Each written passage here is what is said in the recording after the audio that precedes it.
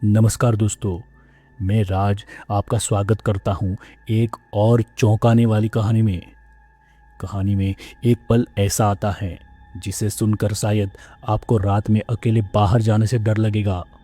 तो कहानी को बिना देरी शुरू करते हैं। मेरा नाम राहुल है। मैं थानपुर गांव का रहने वाला हूं। आज मैं आपको अपनी ज़िंदगी से जुड़ी वो कहानी बताने जा रहा हूं जिसे मैं आज भी महसूस करता हूं। आज से कुछ साल पहले की बात है। मैं अपने पापा के साथ सोनगढ़ में काम करने जाया करता था। तब मेरी उम्र लगभग 21 साल की थी। सोनगढ़ मेरे गांव से लगभग 10 किलोमीटर की दूरी पर था। हम जिस रास्ते से जाया करते थे लोग उसे भूतिया रास्ता भी कहते थे और मेरे गांव से सोनगढ़ जाने का एकमात्र वही रास्ता था। लोगों का कहना था कि बहुत साल पहले इसी रास्ते पर एक छोटा सा परिवार रहा करता था। उस परिवार में कुल 4 लोग थे। भरत, उसकी पत्नी, उसके 2 छोटे छोटे बच्चे। भरत एक सर्कस में काम करता था। उस सर्कस में वो एक जोकर का रोल करता था। ये छोटा सा परिवार बहुत खुश था। पर अचानक एक दिन कुछ सरकारी कर्मचारी आकर भरत को वो घर खाली करने को कहते हैं। उन्होंने भरत से बोला कि यहाँ एक बहुत बड़ा सरकारी अस्पताल बनेगा, तुमको ये जगह छोड़नी पड़ेगी। पर भरत अपनी जगह को छोड़ने को तैयार ही नहीं था। एक दिन जब भरत सर्कस से घर लौट रहा था तो उसने देखा उसका घर जल रहा है। साथ ही घर में उसकी पत्नी, उसके छोटे छोटे बच्चे भी। वो रोता चिल्लाता रहा पर किसी ने उसकी एक नहीं सुनी। उसकी आंखों के सामने ही उसका पूरा परिवार खत्म हो गया। भरत पूरी तरीके से टूट चुका था। जब सुबह वहां के राहगीरों ने देखा कि यहाँ तो सब तहस नहस हो गया तो उन्होंने फौरन ही पुलिस को बुलाया। उस घर से सबकी बॉडी निकाल ली गई पर भरत का तो पता ही नहीं था। बहुत जांच पड़ताल के बाद पास के ही दरख्त में उसका शव लटका पाया गया। कुछ दिनों बाद लोग इस घटना को भूल गए और हॉस्पिटल बनने की शुरुआत हो गई। जब हॉस्पिटल बन रहा था तो वहाँ कुछ अनहोनी घटनाएं घटने लगी, जैसे बेवजह बारिश, आंधी तूफान और फर्श का अपने आप नीचे धंस जाना, शीशों का खुद से टूट जाना। न जाने कितनी घटनाएं होती थी। जाने कितने लोगों ने वहाँ एक साया देखा। कुछ लोग तो कहते थे कि शाम होते ही वहाँ भरत की रूह घूमती है। बहुत से लोगों ने वहाँ काम करने से मना कर दिया और जाने कितने लोग उस साये को देखकर भाग गए। आज तक वो अस्पताल नहीं बन पाया, ऐसे ही अधूरा पड़ा है। तब से लोग मानने लगे कि वहाँ भरत की रूह घूमती है। मैं ठहरा जवान, मुझे इन सब बातों से जरा भी यकीन नहीं था। ये भूत प्रेत, मैं इन सब बातों को नहीं मानता था। पर मेरा पूरा परिवार इन बातों पर कुछ ज़्यादा ही यकीन करता था। उनका मानना था कि शाम के 7 बजे से पहले ही घर में आना होगा। हालांकि मैं कभी ये बात तो नहीं मानना चाहता था, पर पापा मेरे साथ जाते थे और साथ में ही आते थे। तो कभी भी 7 बजे के बाद मैं उस जगह से निकलता ही नहीं था। काफ़ी दिल किया करता था मेरा, एक बार उस अस्पताल में जाऊं। क्या सच में वहां कोई आत्मा थी या फिर लोग ऐसे ही बातें कर रहे थे। एक दिन पापा की तबीयत खराब हो गई तो अब जाहिर था कि मुझे ही काम पर अकेले जाना था। पर पापा मुझे कहाँ अकेले जाने देने वाले थे, इसलिए उन्होंने मेरे दोस्त मोहित के साथ भेजा। आज तो मैंने तय कर लिया था कि आज मैं पक्का उस अस्पताल में जाऊंगा, और वो भी 7 बजे के बाद। मैं अपने दोस्त के साथ काम के लिए निकल गया। आज तो मुझे पापा का काम भी करना था और अपना भी। मेरा दोस्त मोहित अपना काम खत्म कर चुका था। शाम के 6 बज गए थे, पर मैं जानबूझकर अपना काम धीरे धीरे कर रहा था, क्योंकि आज मुझे किसी भी हालत में देखना था कि क्या सच में वहां कोई जोकर के लिबास में घूमता है या फिर ये सब एक महज ढोंग है। तभी मोहित बोला, राहुल जल्दी कर, देख 6 बज गए हैं। मैं आज तक इतनी देर तक नहीं रुका, बल्कि 15 मिनट पहले ही निकल जाता था। आज तेरी वजह से देरी होगी। मुझे आना ही नहीं चाहिए था तेरे साथ। मेरी वाली तो गाड़ी भी चली गई। जल्दी कर, बस अब एक ही गाड़ी है जो हमारे गांव तक जाएगी। मैं मोहित को चुप कराते हुए बोला, देख मोहित, अभी एक गाड़ी तो जाना बाकी है ना, तो क्यों खामा परेशान हो रहा है। हम अभी थोड़ी देर में साथ में चलेंगे ना। तू तो बेवजह मुझ पर टेढ़ा हो रहा है। शांत हो जा और मुझे मेरा काम ढंग से करने दे।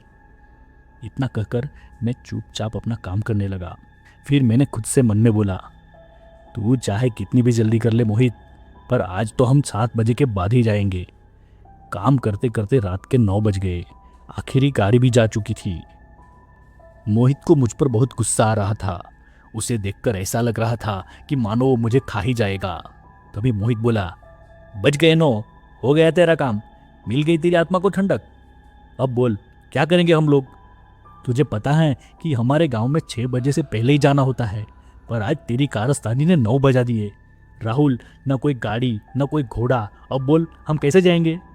और गांव में सब परेशान होंगे कि हम लोग अभी तक पहुंचे क्यों नहीं। मैं बस उसकी बातें सुनकर मन ही मन मुस्कुरा रहा था। मैंने उससे बोला, सुन मोहित, अब जो होना था वो हो गया। अब हम कर भी क्या सकते हैं? हम यहाँ रुक तो नहीं सकते। अब बस एक ही चारा है, हमको पैदल ही सफ़र तय करना होगा। तो चले अब।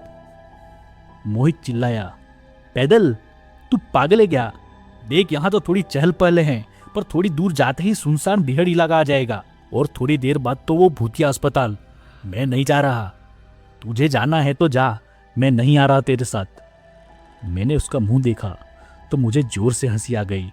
वो इतना डरा हुआ था जिसका कोई हिसाब नहीं। मैंने उससे बोला, देख, तू नहीं जाएगा तो मैं पलक को तेरी सारी बात बता दूंगा कि तू कितना डरपोक है, और वो तेरे बारे में क्या सोचेगी ये तो तू समझ ही गया होगा। मैं तो ये चला। मोहित बोला, तू तू कैसे जानता है पलक के बारे में? और मैं डरपोक नहीं हूँ, अभी चलूंगा तेरे साथ, समझा? मैं हंसता हुआ बोला, मैं बहुत पहले से ही तेरे और पलक के बारे में जानता हूँ। खैर वो छोड़, अब चले प्रभु। मोहित ने कहा, थोड़ी दूर तक तो पैदल चलने में कोई दिक्कत नहीं हुई और रास्ते में चहल पहल भी थी, पर जैसे ही वो बिहड़ इलाका चालू हुआ, इतनी शांति और इतना अंधेरा, जैसे कोई काला साया बिल्कुल हमारे सर पर हो।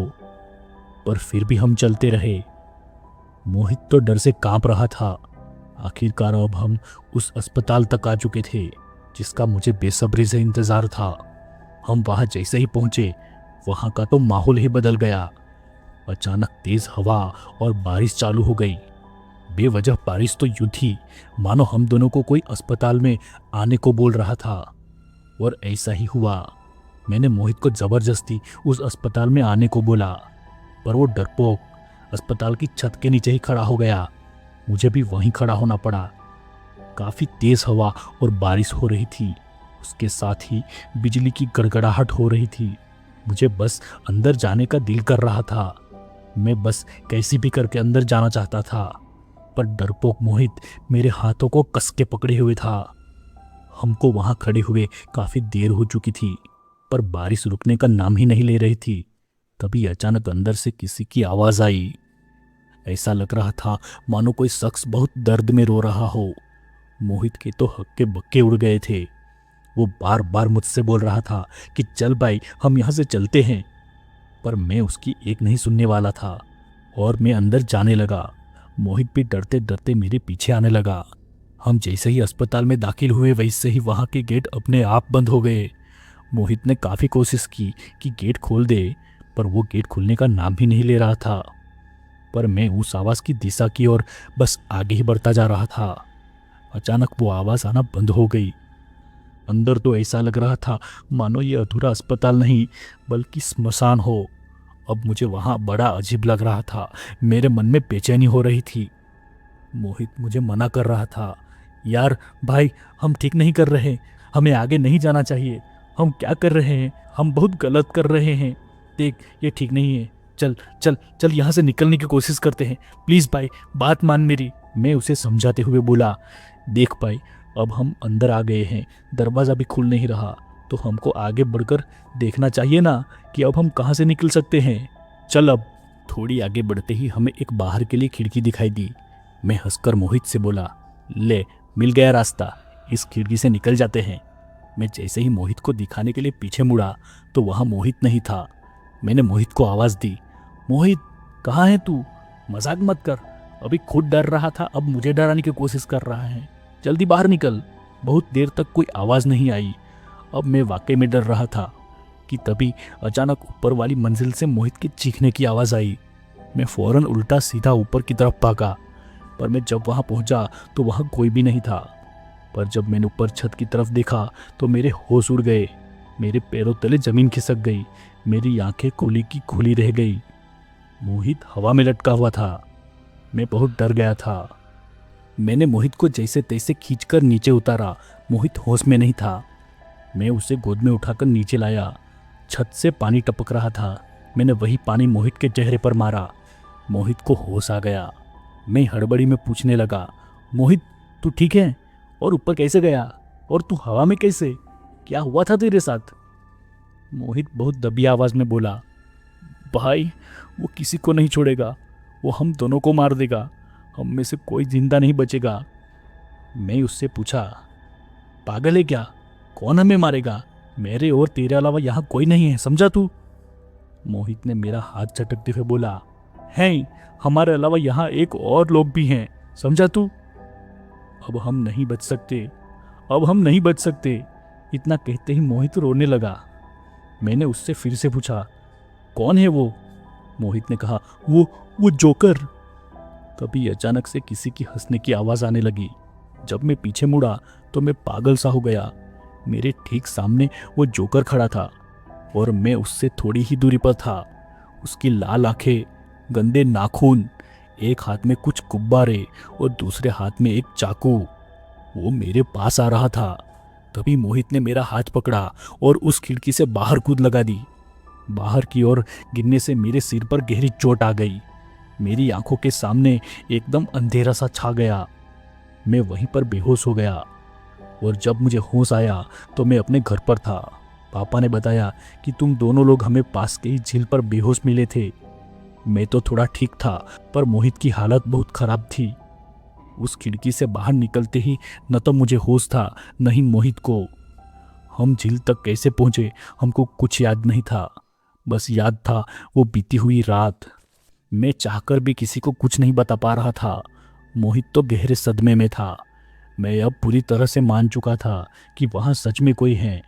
इस हादसे के बाद मुझे बहुत डरावने सपने आते हैं। ऐसा लगता है कि वो जोकर अब भी मेरे पास खड़ा है। तो दोस्तों, आज की कहानी हम यहीं पर ख़त्म करते हैं।